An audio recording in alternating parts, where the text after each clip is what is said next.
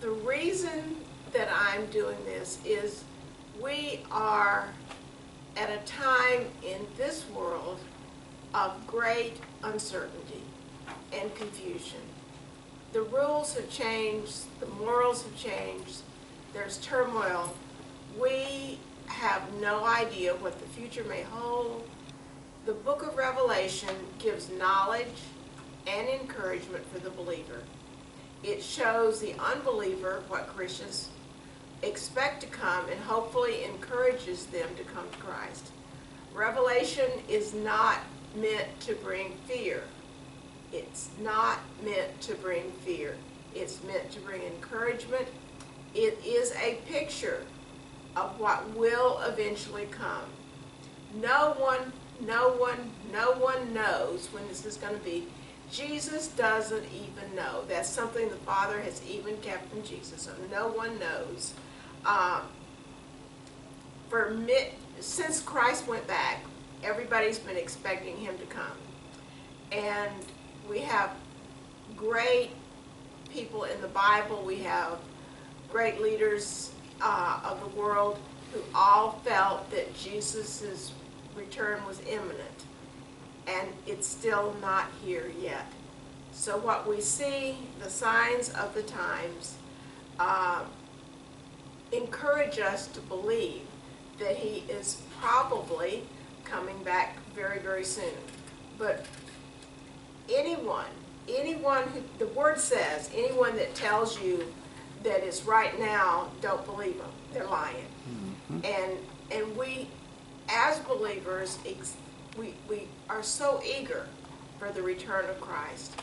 If you're a believer and you don't want Christ to come back, it's like being the bride and not wanting the bridegroom to show up. Right.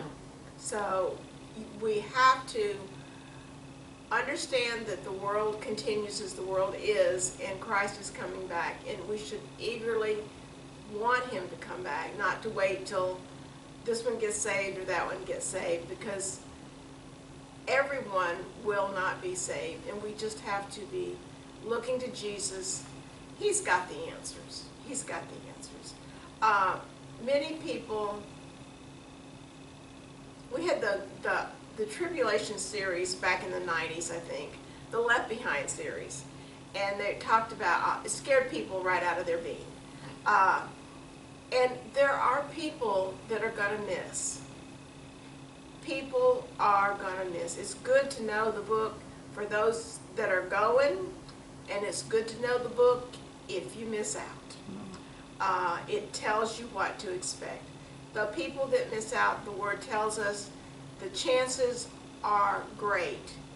If you choose Christ, you will die for your faith. The chances are extremely great. But to me, no matter when it is, to die for Christ is so much better than living for the devil. Amen. To know that you will end up in heaven with Christ forever, rather than in hell with torment forever. It's worth it, whether you make it into the first trip or whether you have to make it in the second trip. You hang on to Christ and you believe, even if you lose your life. We see cute little things. See cute little things that tell us that hell's a joke, or heaven isn't for real, or everyone goes. Well, no, not everybody's going to heaven.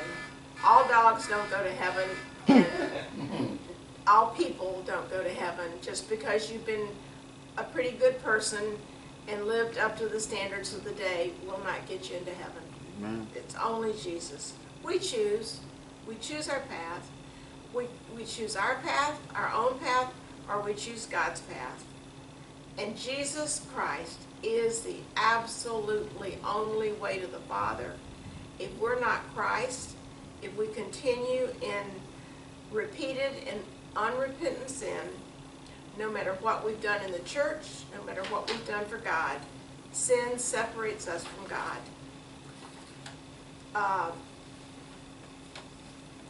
As Christ spoke to the churches, in the book of Revelation is to root out sin. And it speaks to the individual to root out sin. Revelation is just that. It's a picture, it's information to restore the body of Christ, to bring in the lost, a tool to not to frighten, but to enlighten.